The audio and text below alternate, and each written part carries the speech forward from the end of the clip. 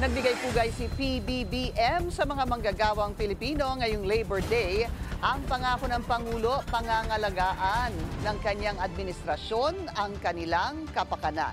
Narito ang agenda report ni Pierre Pastor. Wala po kaming may tutumbas sa inyong sakripisyo kundi ang tapat na paglilingkod at patuloy na pagsisikap na makalikha ng disenteng trabaho at makataong kondisyon sa paggawa. Highlight ng 123rd Labor Day celebration ang simultaneous job fair ng DOLE na isinagawa sa 69 locations sa buong bansa ngayong araw.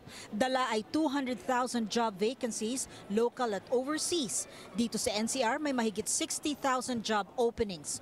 Sa June pa gagraduate si Aldrin Kalumpit pero sinamantala na niya ang oportunidad para mag-apply. Si Luz Domrique naman na business management graduate, bagaman may edad na ay muling makikipagsapalaran. Experience naman, pagdating naman po sa work, madami naman po yung experience na. So, yun naman po yung panlaban ko. 6 na po yung napasahan ko ng resume na okay naman po. Para hindi na mahirapan ang mga job seeker at agad na makompleto ang mga dokumentong kailangan sa pag-apply, ginawa ng one-stop shop ang event dito sa SMX Convention Center. Meron ng government agencies na narito, ang PSA, PNP at NBI at marami pang iba. At para sa medical clearance na karaniwang hinahanap ng mga kumpanya, narito ang DOH at libre ang medical check-up nila.